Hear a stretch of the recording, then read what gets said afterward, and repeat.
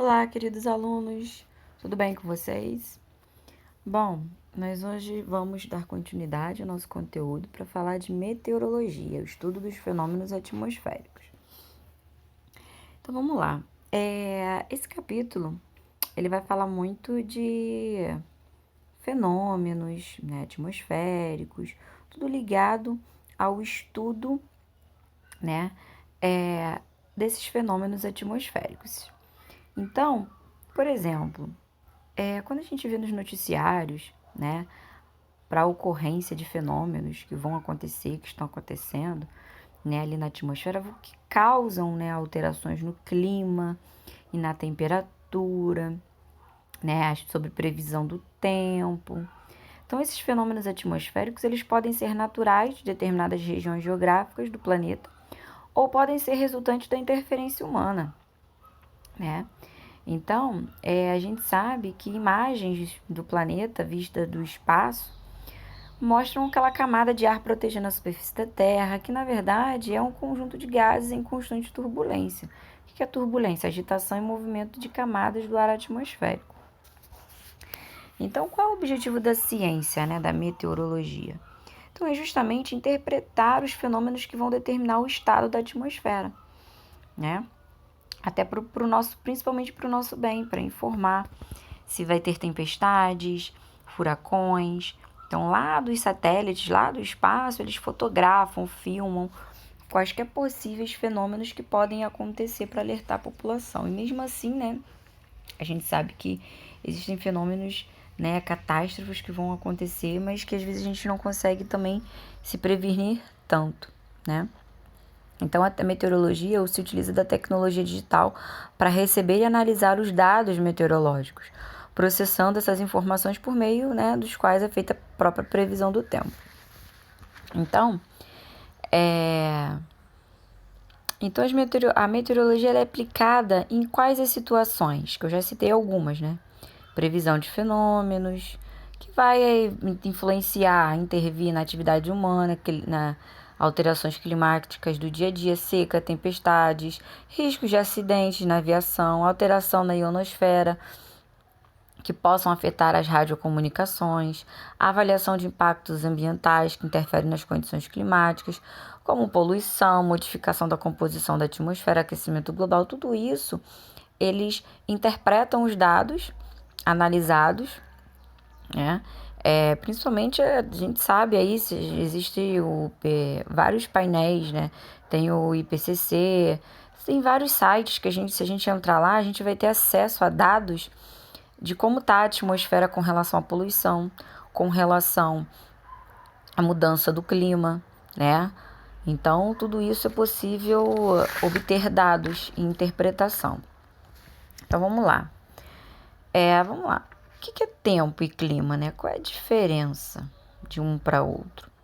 O tempo é a condição atmosférica em um determinado tempo e lugar. Ele é momentâneo. Então, por exemplo, hoje vai fazer frio. Hoje lá, ali em Rio das Ostras, vai estar fazendo frio, né? Vai vir uma frente fria. Então, é uma condição em um determinado tempo e lugar. É momentâneo.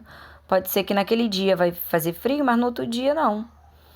E o clima? O clima ele é o conjunto de condições atmosféricas recorrentes que predominam em uma região. Então, o clima ele é característico daquela região, né? Porque ele é observado, na verdade, durante meses, né? Para se obter a característica daquele local. Bom, é de costume naquele local, ali sempre chove mais, né? Ali sempre faz muito frio por conta de vários fatores.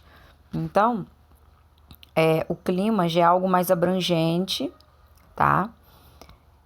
Que vai predominar naquela região. Qual é o tipo de clima predominante naquela região? O Nordeste. O Nordeste tem as secas, o clima geralmente ele é muito, né?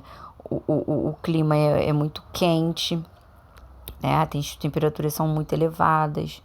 Enfim, por uma série de motivos, é óbvio isso. Então, é característico daquele clima ser daquele jeito. Ah, por que que na Europa, né? A Europa é característico, qual é o clima típico da Europa? Frio, neva, tá? Então, cada região tem o seu clima dali. Então, o tempo não, o tempo já é momentâneo, tá? Fatores relativos à previsão.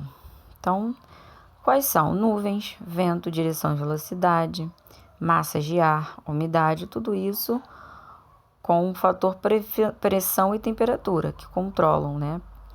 Então, quando a gente fala de previsão do tempo, a gente tem que levar em consideração como são as nuvens, o vento, qual é a direção, a velocidade, massas de ar. Então, tudo isso é levado em consideração para se analisar, né, a previsão do tempo. Como é que se formam as nuvens, né, e os tipos de nuvens, que existem vários tipos. Então, existem nuvens dos tipos estratos, que são nuvens em camadas e indicam tempo chuvoso, como vocês estão vendo na imagem. Nuvens do tipo cúmulos são nuvens brancas que indicam a ausência de chuva, né? Um dia geralmente ensolarado, um dia bonito. Cirros são nuvens de gelo que indicam a ausência de chuva. Os nimbos são nuvens escuras que indicam chuva, né? Isso é muito comum, né? Existem tipos de nuvem que a gente, já sabe que vai chover, né? Massas de ar.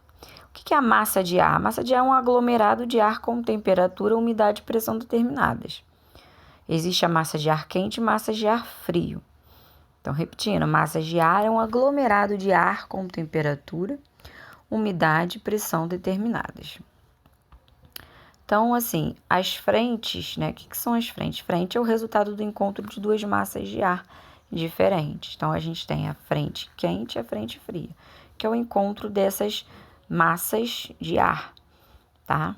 Então, por exemplo, a gente tem a frente fria, frente ar com ar quente, eles se chocam e chove, né? Tô dando um exemplo, né? Então, vocês peguem isso que eu falei para vocês, o que é uma massa de ar quente. É uma massa de ar. Então, a massa de ar, o que determina uma massa de ar? E tem pressão, temperatura, tudo definidinho. Ventos. Ventos, né, são deslocamentos de massas de ar, né? Vento é o ar em movimento. Existem tipos de ventos, né? Os mais brandos e os mais fortes. Então, vento constante, sentido trópico, equador. Periódicos, brisas, alternam constantemente o sentido. Furacão ou tufão, superior a 108 km por hora. Tornado, superior a 400 km por hora. Vendaval, ali 150 km por hora. Então, são as características dos tipos de vento, né? Então, e vamos lá, existem instrumentos meteorológicos para se medir temperatura, né, vento, enfim, quantidade de água. Então, vamos conhecer aparelhos de medição. Esse daí vai medir, o primeiro, cortou aqui, mas essa daí, a primeira é a biruta.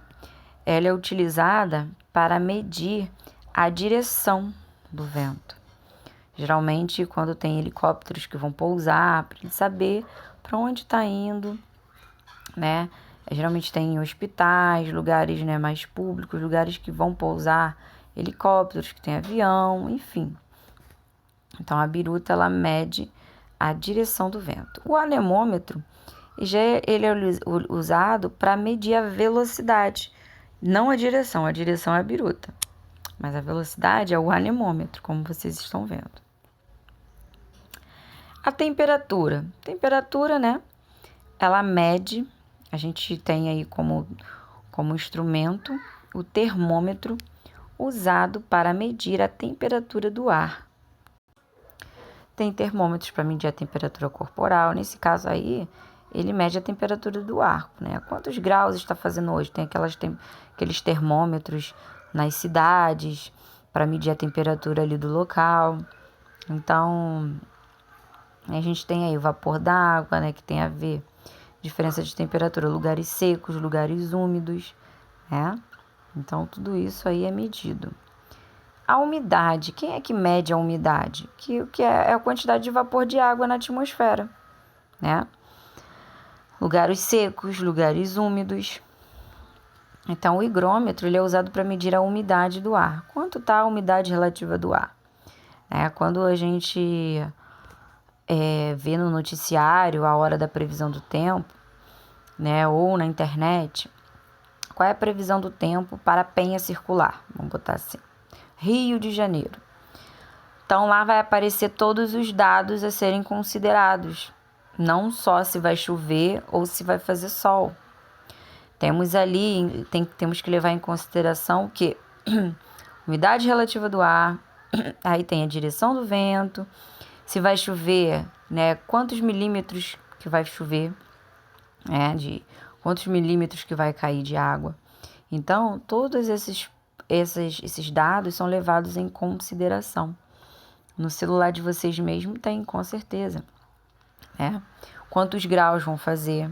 Então,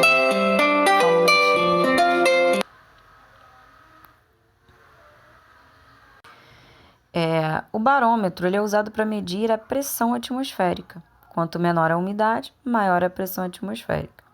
A gente falou bastante sobre isso, sobre pressão e altitude. Quanto maior a altitude, menor é a pressão, enfim.